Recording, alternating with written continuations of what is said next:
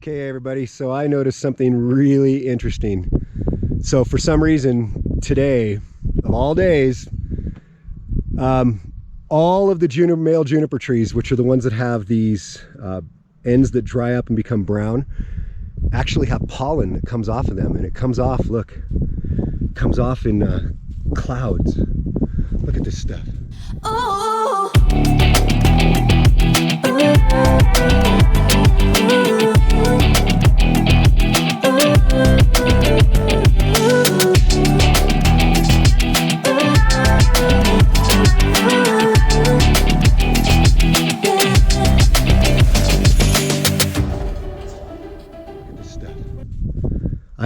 Last year there was nowhere near this much pollen, so there was nothing like this. There was no I never saw this dust. It must just be because we had so much rain. There's just so much. Everything is just so much more than last year. But look how much pollen there is coming off of that. Can you see those clouds on the camera? Isn't that cool? Look at that. Isn't that amazing? It's getting all over me. So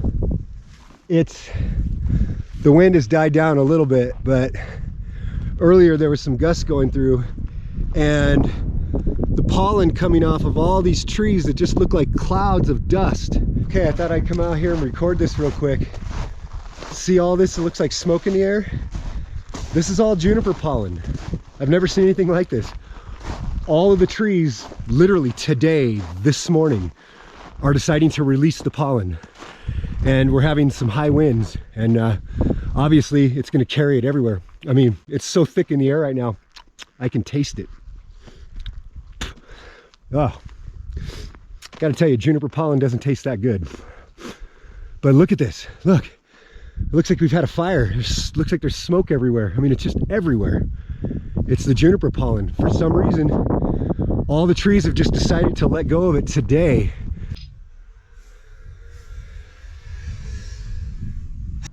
So it's going to be a good year for juniper berries. Last year I didn't see any pollen like this. I didn't see the dust like this, but we have it this year. So we had a ton of berries last year. We had more juniper berries than I've ever seen. But look at all these. Here's another male. They are just completely just loaded with pollen. This one, you can tell it's already been blowing off in the wind. Let's get back here to the backside where it's been protected a little bit. Yeah, look at, you can see all the pollen coming off of there. But that is just crazy. So this is the only morning so far I've seen this. It's strange. It's something with the weather. Must be a certain temperature or a certain number of days of a certain temperature or something that makes them release. But basically all the trees are releasing today all at once. It's so cool. So here it is, snowstorm number 20. Got about 1 inch.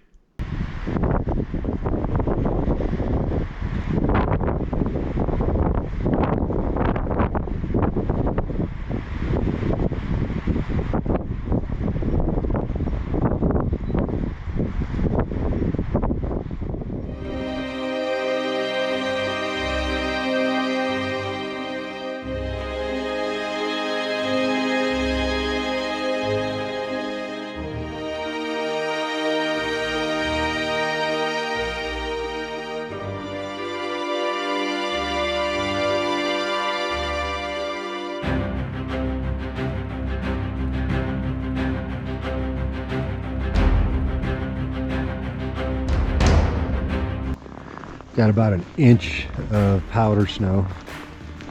Everything's frozen. So yesterday it snowed all day. It didn't stick, but the high was only in the upper 30s with high wind. And then last night the temp got down to, I don't know, 15. Feels like we are still right in the middle of winter. Literally just feels like we're right in the middle of winter still.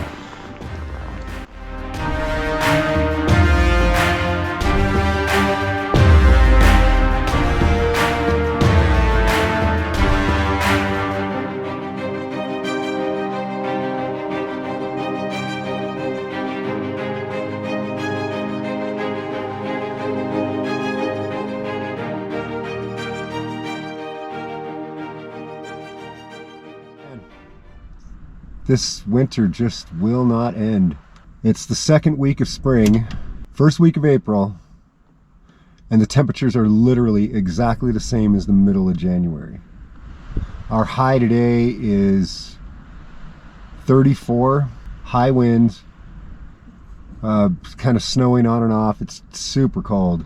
So our winters seem to start like about a month and a half into fall.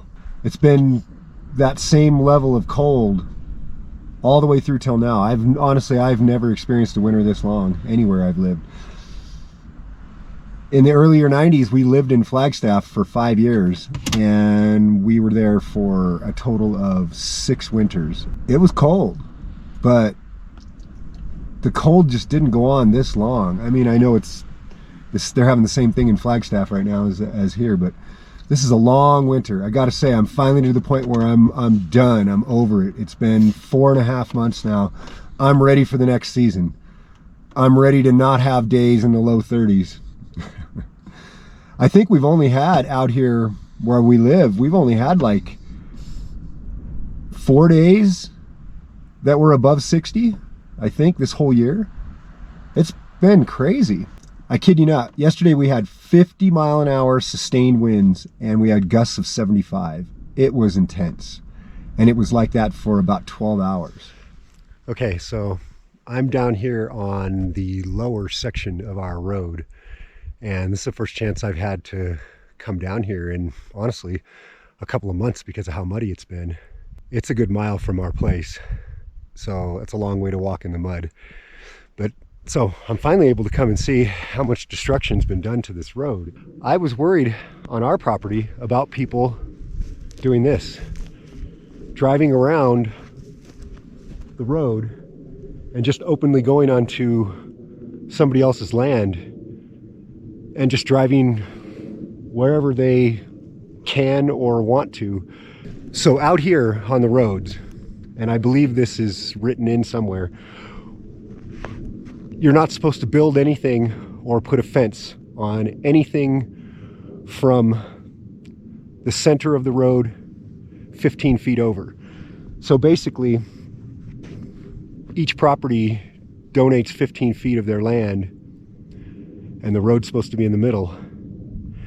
So, for instance, right there, you know, they're 30 feet away, okay? And I saw this property marker right here going all the way down this road over this hill until it dead ends. Let me show you how far they went into this property. And they drove on this other property for the entire length of the 40 acres, which is 1/4 of a mile. So they destroyed 1/4 of a mile of somebody else's property.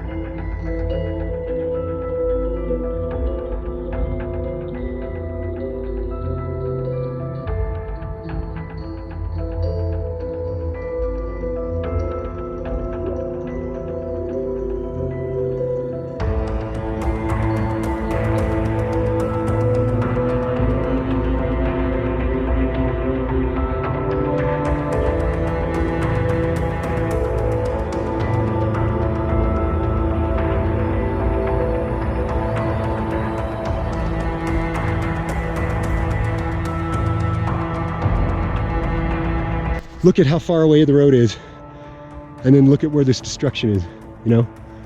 I mean, this is somebody's beautiful 40 acres that was completely undisturbed.